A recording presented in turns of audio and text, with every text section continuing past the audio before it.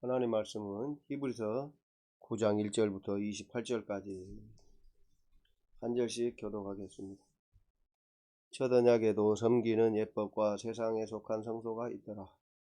예비한 첫 언약이 있고 그 안에 분잔대와 창고가 진설점이 있으니 이는 성소라 일컫고, 또 둘째 휘장 뒤에 있는 장막을 지성소라 일컫나니, 금 향로와 사면을 금으로 싼 언약궤가 있고 그 안에 만나를 담은 금 항아리와 아론의 쌍난 지팡이와 언약의 법판들이 있고, 그 위에 속죄소를 덮는 영광의 그룹들이 있으니 이것들에 관하여는 이제 낱낱이 말할 수 없노라. 이 모든 것은 이같이 예배하였으니 제사장들이 항상 첫 장막에 들어가 섬기는 예식을 행하고, 오직 둘째 장막은 대제사장이 홀로 1년에 한 번 들어가되 자기와 백성의 허물을 위하여 드리는 피 없이는 아니하나니, 성령이 비로소 보이신 것은 첫 장막이 서 있을 동안에는 성소에 들어가는 일이 아직 나타내지 아니한 것이라. 이 장막은 현재까지의 비유니 이에 따라 드리는 예물과 제사는 숨기는 자를 그 양심상 온전하게 할 수 없나니, 이런 것은 먹고 마시는 것과 여러 가지 씹는 것과 함께 육체의 예법을 지키며 개혁할 때까지 맡겨진 것입니다.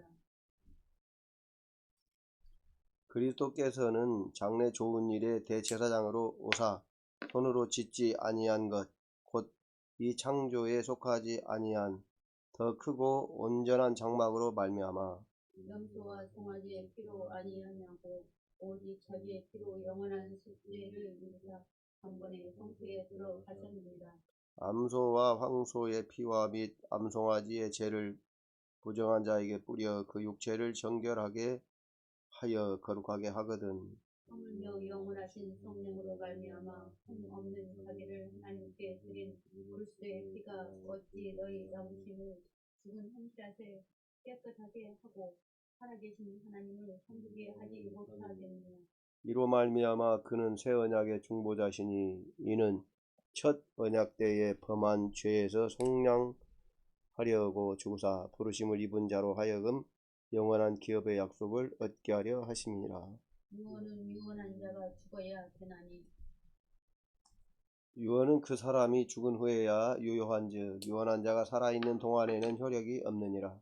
이러므로 첫 언약도 피 없이 세운 것이 아니니, 모세가 율법대로 모든 계명을 온 백성에게 말한 후에 송아지와 염소의 피 및 물과 붉은 양털과 우슬초를 취하여 그 두루마리와 온 백성에게 뿌리며 이르되 이는 하나님이 너희에게 명하신 언약의 피라 하고, 또한 이와 같이 피를 장막과 섬기는 일에 쓰는 모든 그릇에 뿌렸느니라.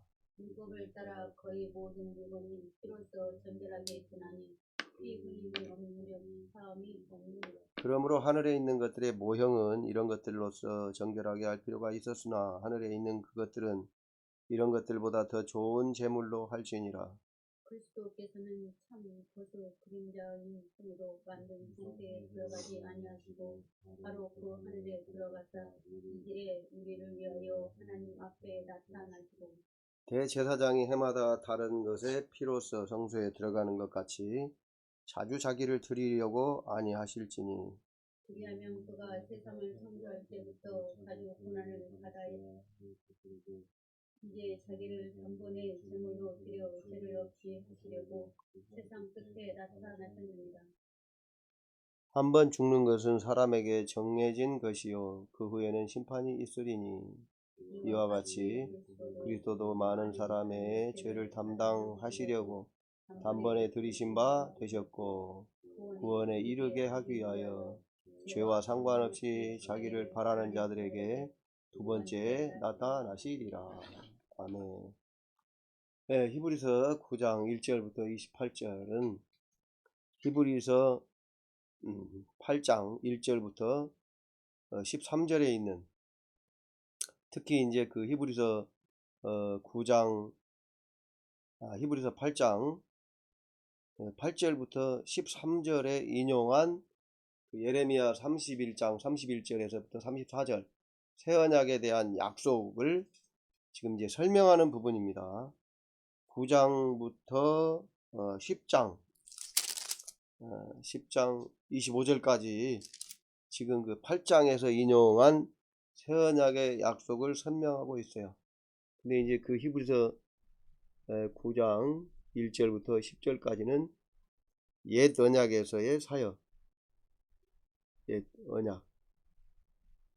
언약의 사역에 대해서 말하고 있고, 히브리서 9장 11절부터 28절 끝까지는 새 언약의 사역에 대해서, 옛 언약, 새 언약. 이제 그 히브리서 우리가 8장, 히브리서 8장 8절부터 이제 정확히 말하면 12절에서 옛 언약과 새 언약에 대해서 얘기를 했죠. 이게 이제 새 언약인데, 이게 이제 새 언약의 약속이에요. 새 언약의 약속이죠. 약속이고, 이건 어디에 기록되어 있냐면 예레미야서 31장 31절부터 34절에 기록되어 있어요. 여기에 대해서 이제 여러 번 얘기를 했잖아요. 옛 언약과 새 언약에 대한 거. 근데 이제 그 지금 오늘 말하는 히브리서 9장 에서부터 히브리서 10장 25절까지가 히브리서에서 아주 중심적인 내용입니다. 이 내용이 뭐냐면 새 언약에서는 예수 그리스도를 통해서 하나님 앞에 나간다는 거예요. 근데 하나님 앞에 나가는데 어디에 나가냐면 지성소에 나아간다는 거예요. 지성소, 하늘 성소의 지성소. 이제 더군다나 9장 1절부터 10절에 보면 그 1절부터 7절까지 그 구약의 성소에서 드리는 제사에 대해서 자세히 나와 있어요. 자세히 나와 있는데, 자세히 나와서 설명을 하면서 뭐라고 하냐면 그 7절에 보면 오직 둘째 장막은 뭐냐면 지성소죠. 3절에 나와 있잖아요. 또 둘째 휘장 뒤에 있는 장막을 지성소라 일컫나요. 7절에 오직 둘째 장막은 지성소를 말하는 거예요. 대제사장이 홀로 1년에 한 번 들어가대요. 대제사장이 1년에 한 번만 들어갈 수 있어요. 물론 이제 그 제물을 드리러 들어가고 다시 제물을 꺼내러 들어가고 1년에 한 번 들어가는데 2차 들어간다고 그래요. 좀 말이 좀 웃기게 지나죠. 하지만 이제 제물을 드리러 가고 꺼내러 가고 이렇게. 근데 한 차례 들어간다는 거예요. 하루야 그날만 딱 들어가는 거예요. 대속죄일에 한 번 들어간다는 거예요. 대제사장 홀로 들어가되 7절에 끝에 중간 자기와 백성의 허물을 위하여 드리는 피 없이는 아니하나. 그렇죠. 피 없이 지성소에 들어가면 죽는 거예요. 피 없이는 절대로 못. 왜? 하나님의 임재하에 있으니까. 그러면서 8절에 뭐라고 하냐면 성령이 이로써 보이신 것은 구약의 제사의 모든 것들을 성령 하나님이 주관하셨다는 걸 말하는 거예요. 여기서 성령님 물론 삼위일체 하나님이시죠. 하나님이 주관하셨다는 거예요. 첫 장막이 서 있을 동안에는 성소에 들어가는 길이 아직 나타나지 아니한 것이다. 그러니까 옛 언약 하에서는 성소에, 지성소, 여기서 말하는 성소는 지성소예요. 지성소에 하나님 앞에를 말하는 거예요. 하나님 앞에 들어가는 길이 아직 나타나지 않았다는 거예요. 갈 수도 없었다는 거예요. 지금 우리가 히브리서 4장 14절에서부터 16절에서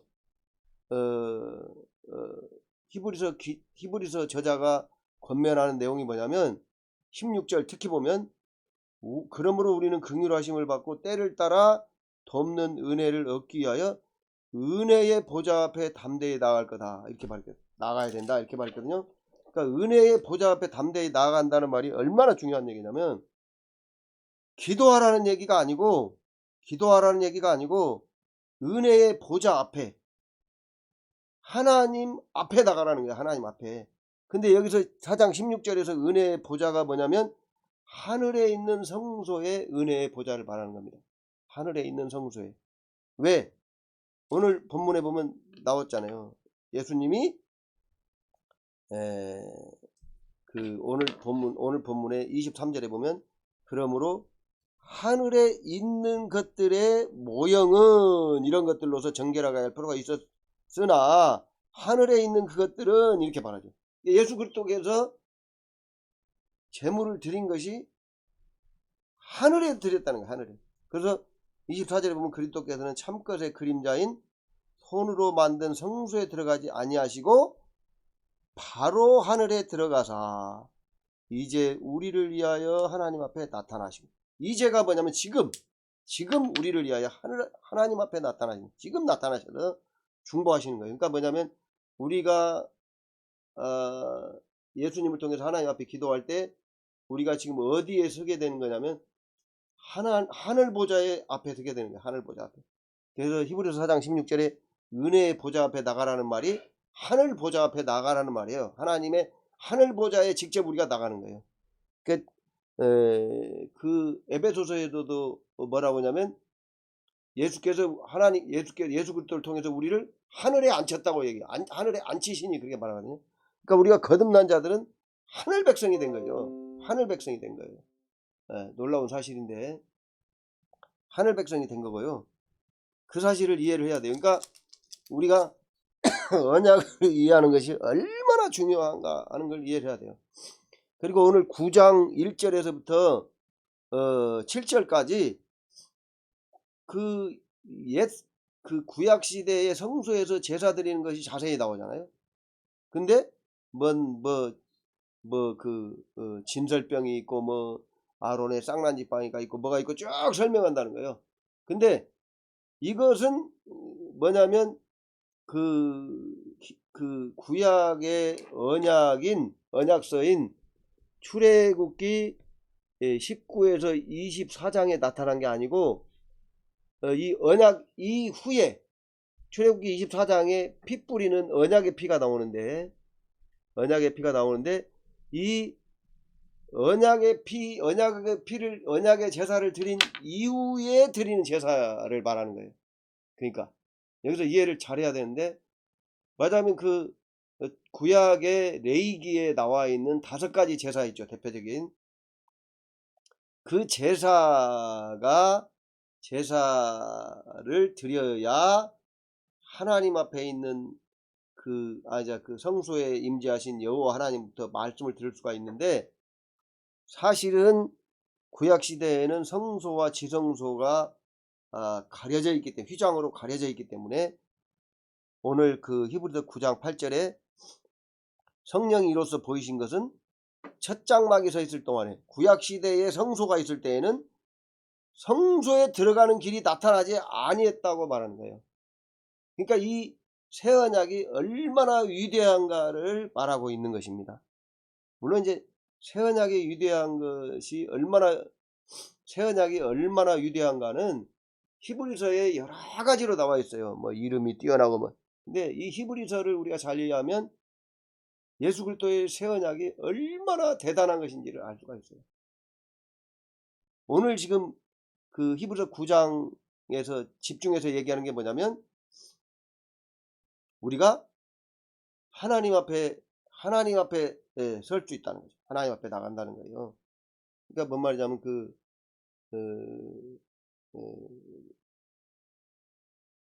우리가 뭡니까? 예수 그리스도를 통해서 예수 그리스도께서 단번에 성소에 들어가셨기 때문에 우리가 하나님 앞에 나가야 된다는 얘기를 하는 거죠. 그러니까 이제 11절부터 28절에서 새 언약의 사역에 대해서 말하면서, 예수께서 이루신 새 언약의 사역에 대해서 말하면서, 우리가 양심상으로 거룩하게 돼가지고 어때요?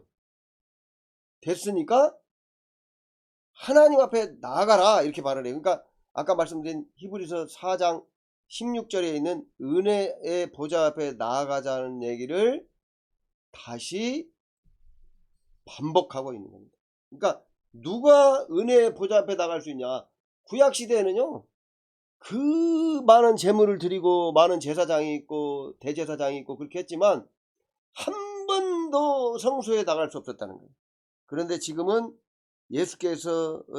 예수님의 사역을 통해서, 특히 이제 그 히브리서 9장에 3번이나 나오는 단어가 뭐냐면 단번에라는 말이에요. 단번에.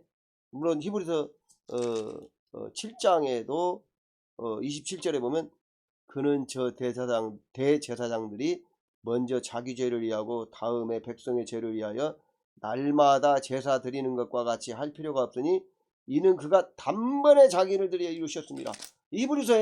히브리서에서만은 단번에 자기를 드렸다. 단번에라는 말이 나와요. 단번에 몇 번 나와요. 오늘 히브리서 9장에만도 3번 나옵니다. 단번에라는 말이 12절에도 단번에, 오늘 그 히브리서 9장 12절에도 단번에라고 나오죠. 히브리서 9장 28절에도 단번에 들이신 바 되셨고, 이렇게 단번에라는 말이 나와요. 또 한 번 나오는데 26절에도 중간에 이제 자기를 단번에 제물로 드려 죄를 없이 하시려고, 우리의 죄를 없이 하신 거란 말이에요. 없이 하신 거라는 거예요. 없이 하신 거.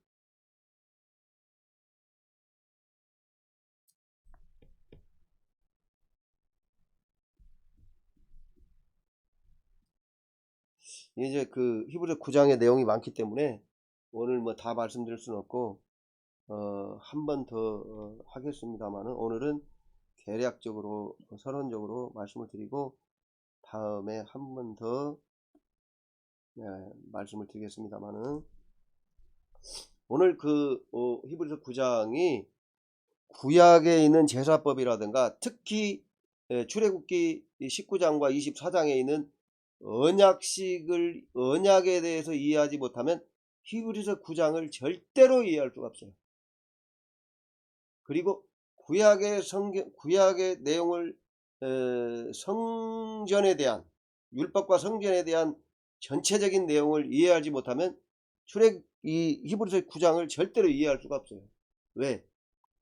히브리서 9장에서는 뭐 성소에 뭐 진설병이 있고 뭐 이 히브리서 9장 1절에도 보면 첫 언약에도 섬기는 예법과 성소에 속한 세상에 속한 성소가 있더라. 여기서는 특히 세상에 속한 성소가 있다는 거예요. 세상에 속한. 그러면 새 언약은요, 하늘에 속한 성소가 있다는 거죠. 그리고 뭐 2절에 보면 예비한 첫 장막이 있고 첫 장막 성소가 있다는 거예요. 그 안에 등잔대와 상과 진설병이 있으니 뭐 이렇게 쭉 얘기한단 말이에요. 이게 모든 게 제사를 지낸다는 얘기를 한단 말이에요. 근데 새 언약에는 우리가 제사 지냅니까? 안 지내죠. 왜? 새 언약 자체가 완전해 버리기 때문에, 예수님이 새 언약을 세우시면서 죄를 없이 해버렸기 때문에 죄를 위한 제사를 드리지 않아요. 새 언약은요. 그래서 레위기에 나와 있는 5가지 제사가 없는 거예요. 놀라운 얘기죠. 새 언약에는 제사가 필요가 없는 거예요. 예수님이 단번에 완전하게 이루어버리신 거예요. 그러니까 언약이 완전하기 때문에 다른 제사가 없다는 거예요. 예수님의 완전한 제사로 인해서 하나님과의 관계가 완벽하게 회복되는 거예요. 그러니까 뭔 말이냐면 성소와 지성소를 막았던 휘장도 없어져 버리고 우리가 하나님 앞에 예수님을 통해서 직접 서버리는 거예요. 하늘 성소에 서버리는 거예요. 그러니까 놀라운 거죠. 이런 사실을 모르니까 하나님에게 기도하는 것이 무슨 멀리 있는, 어떻게 보면 교회라고는 예배당에 가면 어떻게 기도가 더 잘 되는 것처럼 사람들이 이해를 한단 말이에요. 구약의 성소나 신약의 예배당이 약간 뭐 비슷한 것처럼 얘기를 한단 말이에요. 예배당 가면 하나님의 성령이 세게 역사하고 집에 있으면 안 세게 역사하고 이렇게 생각한단 말이에요. 왜? 근데 절대로 아닙니다. 예수님의 이름을 힘입어서 우리 자신이 성전이 되기 때문에. 왜? 하나님이 임재해 계시니까 성전이에요. 내가 중요한 게 아니라. 그렇기 때문에 하나님이 내 안에 임재해 계신다는 사실을 알고 또 하나님의 임재가 있는 하나님이 함께한 자들이 모이면 교회가 된다는 사실을 알고 하나님 앞에 기도하면 개인적으로 기도하나 모여서 기도하나 성령의 역사는 똑같다는 것입니다. 물론 이제 모여서 기도할 때는 은사적으로 은사 받은 분들의 은사가 옮겨가는 전이되고 오는 역사가 있기 때문에 모이기를 패하는 어쩐 자들과 하지 말라고 히브리서에도 말해요. 모일 필요가 있어요. 교회는요. 모이는 교회도 있고 흩어져서 개인적으로 있는 교회도 있어요. 그러나 흩어져 있다고 해서 개인적으로 있다고 해서 성령의 역사가 약하다는 건 절대 아니라는 말입니다. 정확히 이해를 해야 돼요. 죄송한 얘기지만 정확히 이해를 해야 돼요. 저는 특별히 이렇게 권합니다. 히브리 구약과 예수님의 사복음서와 우리 서신서 이 세 단계를 전체적으로 이해하려고 노력을 하시라는 거예요. 그리고 내가 이해하려고도 힘쓰지만 성령님 이 세 가지를 이해할 수 있게 해달라고 구하란 말이에요. 이 구약과 예수 그리스도의 새 언약과 이 서신서 이렇게 세 단계로 나누는 것은요. 누가복음에서 이렇게 나누고 있거든요. 누가복음에서. 이제 그거는 이제 뭐 그렇다고 치고.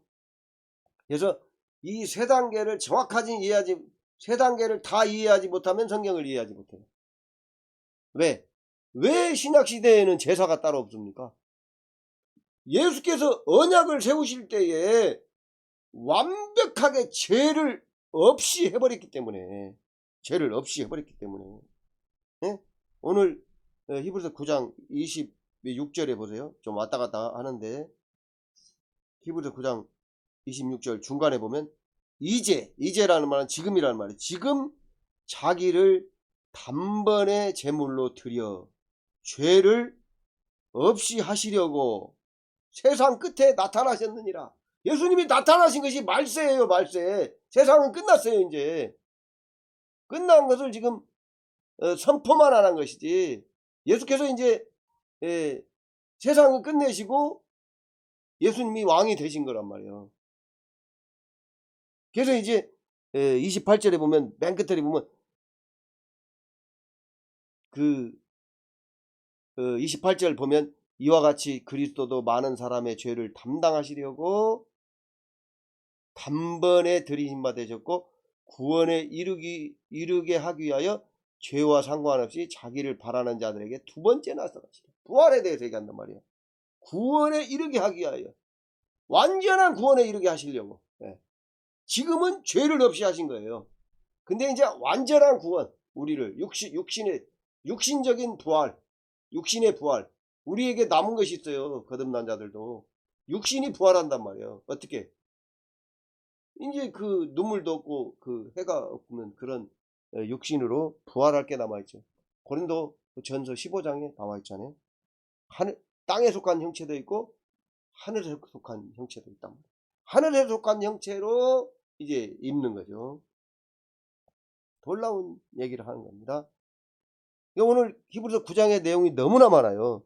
세상에 속한 성소가 있고 하늘에 속한 성소가 있고 구약에는 그렇게 날마다 제사를 드렸어도 양심상 온전하게 하지 못했는데 예수 그리스도의 제사는 양심상 온전히 해버렸어요. 언약을 세우실 당시부터.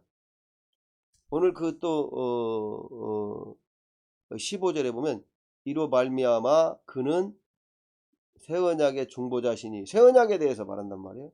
그러니까 히브리서 8장 8절부터 12절에 인용한 새 언약에 대해서 지금 설명하는 건데 이는 첫 언약 때에 범한 죄에서 속량하시려고 주구사 부르심을 입은 자로 하여금 영원한 기업의 약속을 얻게 하려 하십니다. 16절에 보면 좀 이상한 얘기가 나오죠. 유언한 자가 죽어야 되나니 이게 참 이해하기 어려운 얘기가 나왔어요. 그러면서 17절에 유언은 그 사람이 죽은 후에야 유효한즉 유언한 자가 살아있는 동안에는 효력이 없느니라. 여기서 유언이라는 단어의 원어는 뭐냐면요. 디아데케라는 말인데요. 디아데케라는 말은 언약이라는 말로도 번역할 수 있고 유언이라는 말로도 번역할 수 있어요. 근데 이제 여기서 16절 17절에서 언약 이 유언이라고 말한 것은 18절에도 한번 보세요. 9장 18절에 이러므로 첫 언약도 피 없이 세운 것이 아니니. 자, 이 유언은 17절에 그 사람이 죽어야 효력이 있다고 말했는데 18절에 보면 이러므로 첫 언약도 피 없이 세운 것이 아니다. 첫 언약에서는 누구의 피로 세웠습니까? 소의 피로, 소를 잡아서 세웠죠. 19장 출애굽기 24장으로 한번 가서 정확히 한번 우리가 보겠습니다. 너무나 중요하기 때문에 출애굽기 24장에 보면 됐죠?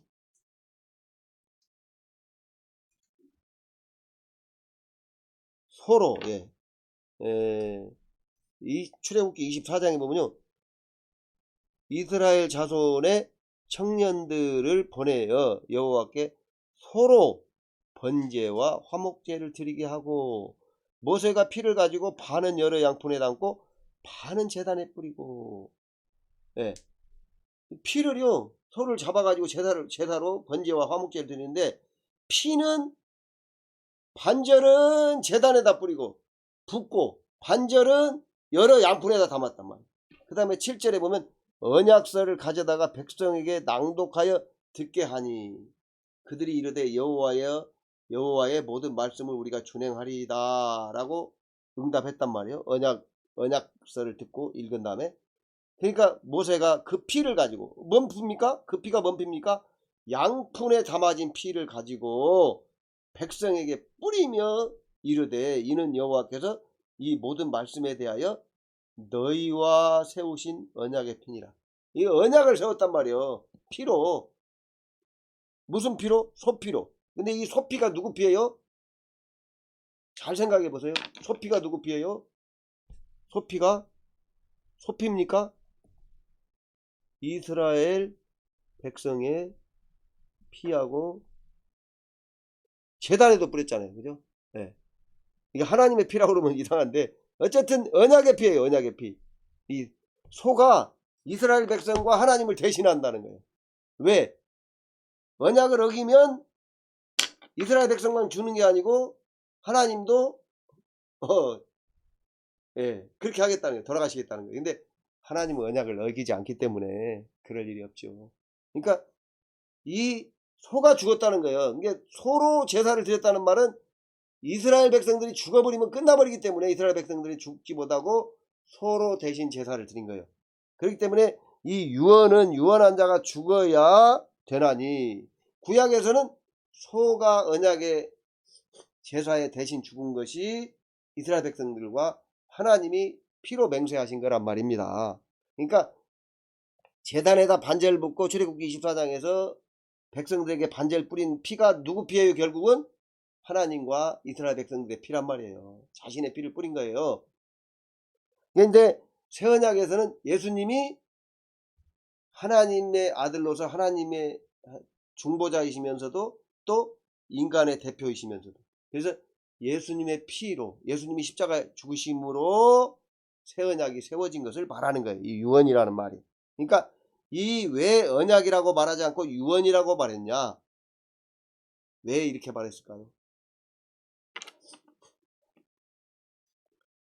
예수 그리스도 새 언약이 뭘로 세워졌다는 걸 지금 강조하는 겁니까? 예수님이 십자가의 죽으심으로 세워졌다는 걸 강조하는 거예요. 그냥 세워진 게 아니고 예수님의 죽음으로 세웠다는 걸 말하는 거예요. 그러니까 뭔 말이냐면요. 유언으로 예수님의 죽음으로 세운 언약이란 말이에요. 그러니까 하나님의 아들이신 예수님이 죽으심으로 언약을 세웠으니까 어때요? 이 언약이 아주 확실하다는 것을 말하는 거예요. 아주 확실하다는 걸 말하는 거예요. 구약에 소피를 뿌려서 세운 것도 어때요? 그대로 시행됐죠. 그대로 시행됐죠. 근데 새 언약은 어때요? 하나님의 아들이신 예수 그리스도의 죽으심으로 세웠단 말이에요. 피로 세웠다 그러면 죽음보다는 약한 것 같을 수도 있잖아요. 근데 여기서는 유언은 예수님이 죽음으로, 유언은 그 사람이 죽은 후에야 유효한즉 17절에 말하잖아요. 유언한 자가 살아있는 동안은 효력. 예수님이 죽으심으로 언약을 세웠다는 거예요. 예수님이 하나님이시면서 이 히브리서 1장에 예수님이 하나님이시라고 말하잖아요. 하나님이시면서 하나님의 아들이신 예수님이 십자가에 죽으심으로, 여기 십자가에 말하지 않고 죽으심으로 세운 언약이라는 거예요. 그러니까 무슨 말이에요? 이 새 언약은 더 이상 확실한 게 없다는 거죠. 그러니까 새 언약이 어떻게 된다는 거예요? 반드시 이루어진다는 거예요. 반드시 이루어진다는 거예요. 안 이루어질 수 있는 일이 있을까요? 없을까요? 절대로 없다는 걸 말합니다. 그러니까 히브리서를 받는 성도들에게 확신을 준다고 말할 수 있죠. 확신을 주고자 하는 거예요. 확신을. 정말 확신을 주고자 하는 거죠. 그래서 이제 이 히브리서를 보고, 히브리서에는 계속 구약을 인용하면서 말하거든요. 그리고 히브리서 8장 8절부터 12절에 나와 있는 구약의 인용, 예레미야 31장 31절부터 34절의 인용은 이 신약이 구약을 인용하는 데 있어서 가장 긴 인용문이에요 라고 말하죠. 그래서 이 히브리서는 구약을 가장 많이 인용한다고 말하는데 그래서 이 히브리서는 구약을 잘 알고 있는 히브리인들에게 보냈을 것이다 라고 말합니다. 그런데 저는 죄송하지만 그렇게 생각하지 않습니다. 히브리서를 쓰시는 분은 당신의 성도들에게, 히브리서는 성도들과 아는 분이 쓴 책이거든요. 이제 뒤에 보면 이제 나옵니다만 13절에 보면, 13장에 보면 나오거든요. 13장에 보면 13장 22절에 보면, 형제들아 내가 너희를 권하노니 권면의 말을 용납하라. 내가 간단히 너희에게 썼느니라. 알고 있다는 거예요. 내가 간단히 너희에게 썼느니라. 뭐 알지도 못하는 사람 너희에게 말하겠습니까? 우리 형제 디모데가 노인 것을 너희가 알라. 그가 속히 오면 내가 그와 함께 가서 너희를 보리라. 이렇게 말한단 말이에요. 아는 분이란 말이에요. 쓰고 있단 말이에요. 그래서 이 히브리서 기자가 구약을 잘 알고 있으면서 구약을 가르쳤을 것이다. 가르친 백성들이. 또 초대교회에서는 성도들에게, 예수 믿는 사람들에게 구약의 언약에 대해서 이렇게 철저하게 가르쳤다는 것을 알 수 있어요. 바울 사도도 옛 언약에 대해서 여러 번 말한단 말이에요. 너희는 종이 아니라 자녀다. 이게 구약에는 종이고 신약은 자녀다. 뭐 여러 가지 얘기해요. 갈라디아서 4장에 있는 신의 언약과 새 언약, 또 고린도 후서에 있는 새 언약의 일꾼, 뭐 로마서에도 보면 나온단 말이에요. 로마서에도 보면 구약에 대해서 아브라함 얘기도 나오고 뭐 많이 나오죠. 그래서 우리가 구약을 반드시 이해해야 돼. 예수 그리스도의 새 언약과 구약의 신의 산 언약을 비교해서 그 차이가 뭔지를 알아야 돼요. 이 차이를 어떻게 보면 가장 자세하고도 심오하게 비교하고 있는 책이 히브리서예요. 아주 정말 히브리서는 정말 구약과 신약을 깊이 있게 비교하면서 예수님의 사역에 대해서 정말 깊이 이해할 수 있도록 쓰고 있어요. 특히 이제 아까 그 9장 14절에도 구약 9장 15절에도 그는 새 언약의 중보자시니 이렇게 말하잖아요. 또 20절에도 9장 20절에도 보면 이르되 이는 하나님이 너희에게 명하신 언약의 피다. 모세가 뿌린 피가 19절부터 나오잖아요. 모세가 율법대로 모든 계명을 온 백성에게 말한 후에, 아까 읽었잖아요. 아까 그 출애굽기 24장 보면서 설명드린 그 부분, 송아지와 염소의 피 및 물과 붉은 양털과 우슬초를 취하여 그 두루마리와 온 백성에게 뿌리며 이르되 이는 하나님이 너희에게 명하신 언약의 피라 하고, 여기서는 물론 그 송아지와 염소의 피 및 물과 붉은 양털과 우슬초를 취하여 이렇게 뿌렸다고 말한단 말이에요. 근데 출애굽기 24장에는 분명히 소의 피를 뿌렸다고 말하는 거예요. 그러니까 이제 이 신약 시대에 전해질 때에 좀 이렇게 히브리서 기자가 그 구약을 출애굽기 24장을 보고 그대로 기록한 것은 아니라고 말할 수 있어요. 그러나 이 모세가 계명을 온 백성에게 말하고 피를 뿌렸다는 것에 대해서는, 그리고 이것이 언약의 피다, 이게 정확히 설명하고 있잖아요. 그래서 출애굽기에 있는 19장에서부터 24장에 있는 언약에 대해서 알지 못하면 요 히브리서 9장을 이해할 수 없어요. 특히 히브리서 전체를 이해할 수가 없어요. 왜?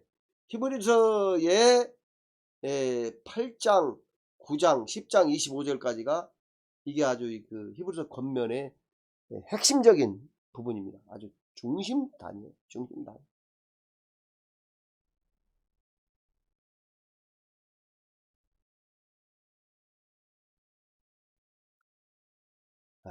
그래서 이제 예수께서 단번에 성소에 들어가신 것은 영원한 속죄를 이루시고 단번에 성소에 들어가시고 언약을 세우신 것은 우리가 그 누가복음 22장 20절에 보면 잔을 들고 이것은 새 언약의 피다고 말을 했단 말이에요. 그래서 예수께서 십자가에 죽으시고 새 언약을 세우신 것은 어디에서 볼 수 있습니까? 이것은 그 예수 그리스도의 새 언약의 성취? 아니, 성취라고 하기보다 새 언약의 완성? 성립? 세우신 것은, 요거는 이제 사복음서에서 봐야죠. 사복음서에서 볼 수 있어요. 그리고 오늘 히브리서를 포함한 서신서들에서는 새 언약의 적용이 목적이에요. 적용이 목적인데 요 적용을 위해서 예수께서 이미 세우신 요 사복음서에서 세우신 새 언약을 설명하고 있는 거란 말이에요. 근데 히브리서의 핵심 목적은 뭐냐면 새 언약의 적용이에요. 적용인데 새 언약을 적용하기 위해서는 어떻게 해야 될까요? 예수께서 세우신 새 언약이 더군다나 이제 오늘 히브리서 9장 23절에서부터 28절에도 나오고, 예수께서 지금 세우신 언약이 완전하다는 것을 말합니다. 완전하다는 것을. 아까도 설명드렸지만 다시 한번 이해할 게 뭐냐면, 구약에서는 출애굽기 24장의 언약의 피를 제단에도 붓고 백성들에게도 뿌렸단 말이에요. 오늘 그 히브리서 9장 19절에서는 이제 뭐 두루마리에도 뿌렸다고 그러죠. 언약서에도 뿌렸다고 하는데, 어쨌든 간에 그렇게 서로 제사를, 번제와 화목제를 드리고 피를 뿌려서 언약을 세웠어요. 그리고도 성소를 지은 다음에, 성전을 만든 다음에 날마다 제사를 드리는 거예요. 또 솔로몬이 성전을 지은 다음에 얼마나 많은 제사를 드렸습니까? 수십만 마리의 뭐 양과 소와 막 제사를 드린단 말이에요. 그리고 이스라엘 역사가 진행되는 동안에 얼마나 많은 제물을 드렸습니까? 그런데도 뭐라고 얘기합니까? 아까 9장 8절에 첫 장막이 서 있을 동안에, 성전이 서 있을 동안에는, 시내산 언약의 성전이 서 있을 동안에는 성소에 들어가는 길이 안 나타났단 말이에요. 그러니까 하나님하고 교통이 안 됐다는 말이에요.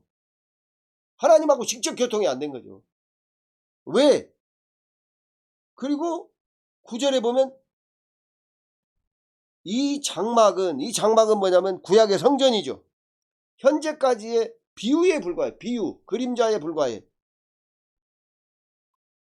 이에 따라 드리는 예물과 제사는 섬기는 자를 그 양심상 온전하게 할 수 없었다는 거예요. 양심상 온전하게 할 수가 없어. 인간을 온전하게 할 수 없었다는 거예요. 죄가 없이 된 것이 아니라는 거예요.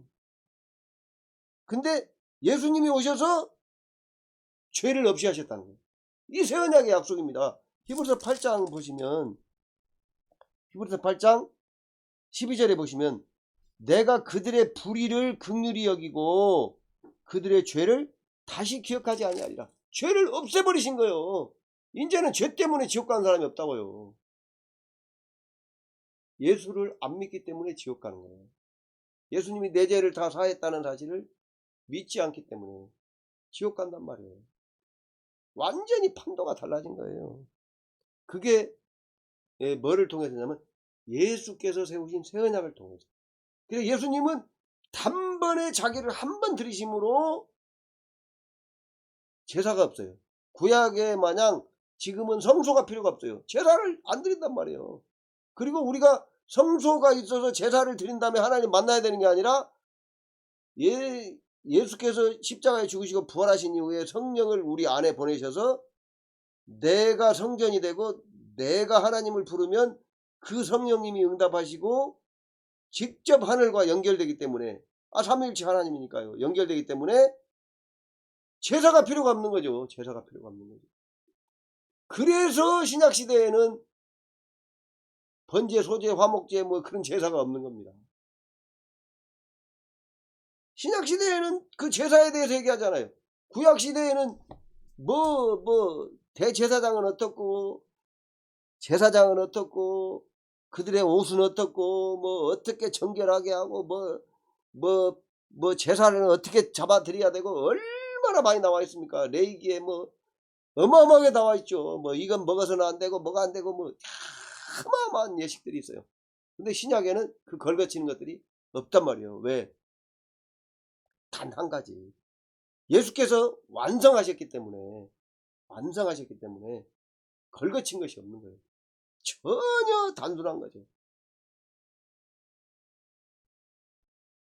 그러니까 세상에서 원조는요, 오래된 것이 원조인데 하나님의 말씀은 예수님이 원조입니다. 예수님이. 그리고 새 언약이 원조예요. 원조. 구약은 뭐예요? 지금까지의 비유, 그림자, 모형 이렇게 말하는 거예요. 모형. 뭐가 모형입니까? 구약이 모형이라고요. 우리는요, 인간의 눈을 보고 카메라를 만들었다고 하잖아요. 그러니까 인간의 눈이 원형이고 카메라가 모형인 거죠. 어떻게 보면. 이게 눈이 먼저 있고 카메라가 나온 거예요. 이게 원형이 있고 모형이 나온단 말이에요. 근데 성경은 그게 아니고 예수님이 원형이시고 그것이 삼위일체 하나님에게 있고 그 모형을 먼저 계시를 해가지고 모형으로 살고 비유로 살다가 예수님이 오셔서 원형을 드러내신 거예요. 원형은 뭐냐? 우리가 하나님 앞에 나가서 우리가 양심상 깨끗이 돼가지고 하나님 앞에 나가서 하나님과 직접 교통하는 거예요. 하나님이 원하시는 것이 뭐냐? 함께 사는 거랑 함께 사는 거. 에덴 동산 함께 사는 거. 그러니까 예수님이 오셔서 사역하시면서 가르치시고 그러니까요, 천국 복음을 전파하시고 치유하시고 그 모든 사역이 뭐예요? 하나님에게 돌아가게 하려고 하나님하고 함께 살게 하기 위해서. 한마디로 말하면 뭐예요? 한마디로 말하면 하나님 나라. 예수님의 모든 사역의 내용은 한마디로 말하면 예수 그리스도의 사역은 딱 한마디로 말하면 하나님의 나라입니다. 하나님의 나라. 어떤 사람들이 이렇게 말해요. 성경 사복음서에서는 하나님의 나라가 맞다. 예수님의 메시지는 사복음서 하나님 나라가 맞다. 근데 서신서를 보면 하나님의 나라라는 말이 별로 안 나와. 그래서 예수님이 말씀하신 하나님 나라 그 사복음서 내용하고 사도들이 말한 서신서의 내용하고는 달라. 이렇게 말하면 달라. 아니, 천만의 말씀입니다. 예수님이 말씀하신 하나님의 나라는 완전하게 객관적으로 이루어진 거고, 서신서에서는 예수께서 이루신 사역을 인간에게 적용해가는, 그러니까 거듭남, 성장 이런 걸 계속 말하는 거예요. 히브리서에도 말하잖아요. 한 번 새롭게 되고 타락하면 안 된다고 말하잖아요. 이러한 예수 안에서 구원을 이루어가는 그런 부분을 얘기한단 말이에요. 그렇기 때문에, 그리고도 하나님 나라란 말이 안 나오는 게 아니에요. 로마서에도 나오고 하나님 나라가 왜 안 나옵니까? 그리고 여기서도 히브리서에도 하나님 나라라는 단어는 안 나오는데, 히브리서에 나오는 데 있어서 하나님 나라라는 말을 가장 잘 말하고 있는 게 뭐냐면, 너희가 은혜를 받기 위해서 하나님의 보좌 앞에, 은혜의 보좌 앞에 담대히 나아가라. 은혜의 보좌 앞에 나가라. 은혜의 보좌 앞에 뭐 들어 나가는데요? 말씀 들어 나가는, 말씀대로. 하나님과 교통해서 뭘 해야 되는데요? 인간은 하나님의, 이 땅에서건 하늘에서건 하나님의 뜻, 하나님의 말씀만이 이루어지기 때문에, 이 땅에서 인간들이 자기들이 뭐 때려 죽이고 뭐하고 뭐 그거 다 이루어지는 것 같지만, 그거는 다 그림자라는 거죠. 오직 하나님의 뜻대로 된단 말이에요. 왜? 인간들이 자기 마음대로 했다고 얘기하지만 거기에 대해서 다 책임을 져. 하나님의 법에 의해서 심판을 받고, 너는 잘했다 잘못했다 뭐가 됐다 다 심판을 받아. 그러니까 결국 어떻게 되는 거예요? 하나님의 뜻대로만 되는 거예요. 하나님이 정해진 대로만 되는 거예요. 그러니까 우리가 은혜의 보좌 앞에 나가서 하나님의 뜻을 알고 거기에 순종한 것만 뭐라고 얘기합니까? 영적 실제라고 말을 해요. 영적 실제. 영적 실제가 뭐예요? 영적 실제가 뭐냐면요, 그냥 하나님 관계에서 실제라는 거예요. 근데 하나님 관계에서 실제가 아닌 건 뭐예요? 다 그림자. 그리고 어때요?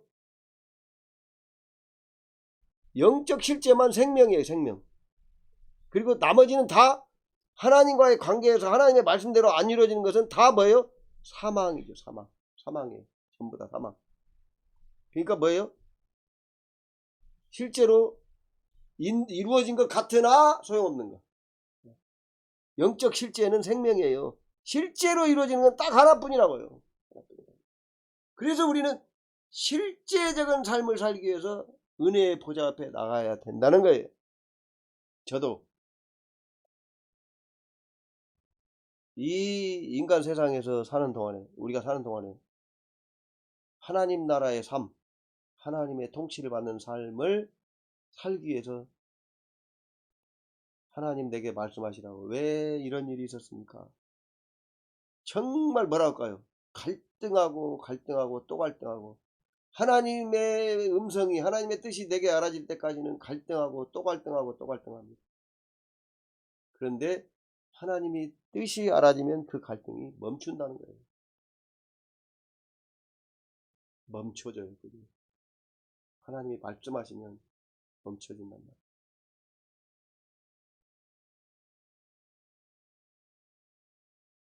정말 우리는 하나님의 보좌 앞에 나가서 하나님의 음성을 듣고 정말 그 하나님을 순종하는 삶을 살아야 돼요. 우리 로마서에도 육신대로 살면 반드시 죽을 것이거든. 영으로서 그 몸의 행실을 죽이면 살립니다. 인간의 영은 오직 영 안에 성령이 계시기 때문에 성령의 음성만 순종하기 때문에 그게 영적 실제가 된단 말이에요. 영 중심의 삶이 영적 실제가 되는 거예요. 영 중심의 삶만. 그러니까 내가 오직 내 안에 계신 성령님에게 집중하고 그 성령님이 내게 말씀하실 때까지는 기다려야 되고, 그 음성을 듣기 위해서, 그리고 우리가 그 성령의 음성을 듣기 위해서 성령님과 교통하고 하나님과 교제하기 위해서 내 자신의 죄와 자아를 십자가에 처리하고 보혈로 씻고 그걸 하는 거죠. 사실은 예수님, 하나님께서 내게 말씀하시면 그 일이 이루어진단 말이에요. 왜? 하나님 다 예비하신 길이니까 이루어진단 말이에요. 그런데 내 육신적인 뜻대로 하면 이루어지는 것 같은데 사실은 소용없는 거죠. 내가 길에 나가서요, 나쁜 일도 할 수 있고 좋은 일도 할 수 있고 할 수 있죠. 인간들이 보기에 저건 선한 일이다, 저건 악한 일이다 말할 수 있죠. 그러나 내가 행한 것이 선이 됐든 악이 됐든 그건 의미가 없단 말이에요. 내 안에 계신 성령님, 하나님에게서 나온 말씀을 내가 순종하는 것만 영적 실제고 생명이지, 나머지는 어차피 사망이니까요. 선이든 악이든 육신에 속한 것은 사망이에요. 사망. 사망이라는 말은 하나님하고 관계가 없다는 말이에요. 하나님만 영원하시니까요. 하나님만 생명이시니까요. 하나님만 생명이시니까요. 왜? 우리는 그러면 생명이 없나요? 하나님에 의해서 생명이 주어지는 자죠. 고린도전서에 뭐라고 15장에 뭐랍니까? 살리는 영, 사는 영 이렇게 말해요. 하나님은 사는 영이고요. 영원한 영, 영원하신 분이에요. 인간은요. 인간은 살리는 영, 사는 영이죠. 하나님은 살리는 영이고요. 우리는 그냥 사는 영이에요. 누구에 의해서? 하나님에 의해서 사는, 하나님에 의해서 사는. 그러니까 우리는 하나님 앞에 나가서 그 음성을 듣고 그 음성을 순종해야 됩니다. 그래서 오늘 9장 28절에 이와 같이 그리스도도 많은 사람의 죄를 담당하시려고 단번에 드린 바 되셨고 이미 이뤘다는 거죠. 구원에 이르게 하기 위하여 죄와 상관없이 자기를 바라는 자들에게 두 번째 나타나십니다. 재림하신다는 거예요. 죄와 상관없이 이제는 영원한 생명에 들어가는 거예요. 육신의 부활을 말해요. 육신의 부활. 육신이 우리가 부활되면 이제 고린도전서 13장에 말한 것처럼 하나님이 나를 아시듯이 내가 하나님을 알게 되는 그런 단계. 그렇다고 해서 우리가 하나님 되는 건 아닙니다. 하나님과 우리가 아는 이제 단계에 들어갑니다. 완벽하게 아는. 지금 히브리서 8장 8절에서부터 12절에 얘기한 아무도 큰 자나 작은 자나 하나님을 알라고 말하지 않을 것이다 라는 말이 완전하게 성취되는 거예요. 예수께서 이루신 새 언약이 완전하게 성취되는 거죠. 이 놀라운 세계를 경험하며 살 수 있으시기를. 지금 우리도 요 히브리서 9장에서도 하는 말이 뭐냐면, 한마디로 하면은 하는 말이 뭐냐면 하나님 앞에 나가란 거예요. 네. 14절에 얘기하잖아요. 하물며 영원하신 성령으로 말미암아 흠없는 자기를 하나님께 드린 그리스도의 피가 어찌 너희 양심을 죽은 행실에서 깨끗하게 하고 살아계신 하나님을 섬기게 못하겠느냐. 네. 살아계신 하나님을 섬기게 한다는 거예요.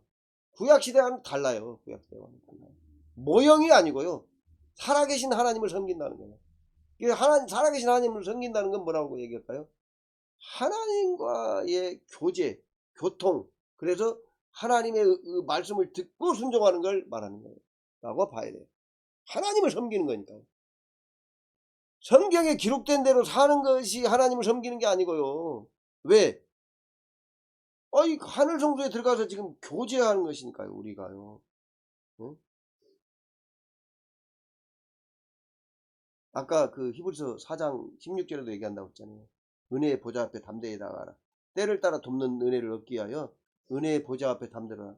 그러니까 우리가 때가 그 어려움이 있고 모든 문제가 있을 때마다 하나님 앞에 나가서 그 보좌에서 나오는 음성을 듣고 그대로 그게 이루어져야 생명의 삶이 된다는 거예요. 거기까지 이해할 수 있도록. 이걸 보고 영적 실제라고 말합니다. 영적 실제.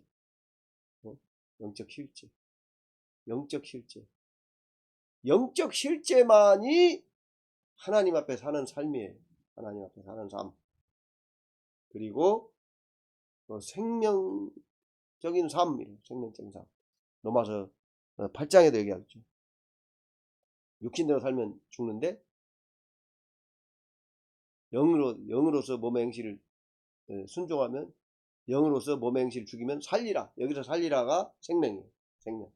여기서 생명이라는 말은 거듭나는 생명이 아니고 지옥 갈 자가 천국 가는 생명이 아니고 하나님 앞에 받아들여진 삶을 말하는 거예요. 하나님 앞에 받아들여진 삶. 하나님 안에서 사는 삶. 하나님과의 연합된 삶. 생명적인 삶. 이걸 말하는 거죠. 정말 그 본인들이 어느 정도 성장해서 정말 그 자기의 죄와 욕심, 그 자아를 어느 정도 처리해서 이 세계를 경험하지 못하면 전혀 이해할 수 없는 그런 세계입니다만은 정말 하나님을 사랑하는 자들만이, 하나님을 아시니까요. 하나님을 사랑해야 된다는 거예요. 사랑해요. 그들에게만이 하나님이 그 길을 열어주실 줄로 압니다. 특히 이제 히브리서 9장의 그 언약에 대한 이해가 필요하다. 교회에서 강조하는 게 뭐냐면 맨날 예수께서 죄를 용서하시는 것이요. 언약을 세우실 때 완전하게 이루어진 거예요. 언약을 세우실 때 단번에 완전하게 이루어진 거예요. 구약시대 마냥 맨날 제사 드리는 게 아니고요. 요 내용을 이해를 해야 돼요. 그래야 예수께서 십자가에 죽으신 것이 뭘 의미하는지, 왜 히브리서는 언약의 제사에 대해서만 말하고 맨날 예수님이 제사하는지 안 드려도 된다 이렇게 말하는지, 구약에서는 내이기에 그 많은 5가지 제사가 있고 제사에 대해서 이렇게 설명하는데 왜 히브리서 기자는 그걸 설명하지 않는지, 언약 제사 딱 한 가지만 설명하는지, 그게 완전하기 때문입니다. 완전하기 때문에. 구약은 출애굽기 24장에서 그 번제와 화목제를 드리고 피를 뿌린 것이 완전하지 않기 때문에 계속 제사를 드리는 거예요. 놀라운 세계죠. 성령님께서 우리에게 정말 깨닫게 하는 그런 은혜가 있으시길 주님의 이름으로 간절히 축원합니다. 기도하겠습니다. 하나님 아버지, 은혜와 사랑을 감사드립니다. 부족하고 연약한 우리들을 도우시옵소서. 예수 그리스도께서 세우신 새 언약이 무엇인지 우리가 알게 하시고, 구약이 모형이며 비유이며 정말 실제가 아닌 것을 양심으로도 온전하게 하지도 못하고 하나님의 음성을 들을 수도 없는 그러한 어둠 속에 있었다는 사실을 우리가 온전히 깨달아 할 수 있도록, 그러한 자들로 우리가 어떠한 어려움을 당할지라도 그러한 자들로 날마다 성장해가는 놀라운 은혜의 역사를 이룰 수 있도록 우리를 도와 주시옵소서. 구약에 나타난 그 모든 그 모형적인 그림자적인 그 뜻들을 예수 그리스도 안에서 온전하게 깨달아 알고 우리 자신들에게 적용할 수 있도록 은혜를 베풀어 주시옵소서. 예수님의 이름으로 감사하며 간절히 기도하옵나이다. 아멘.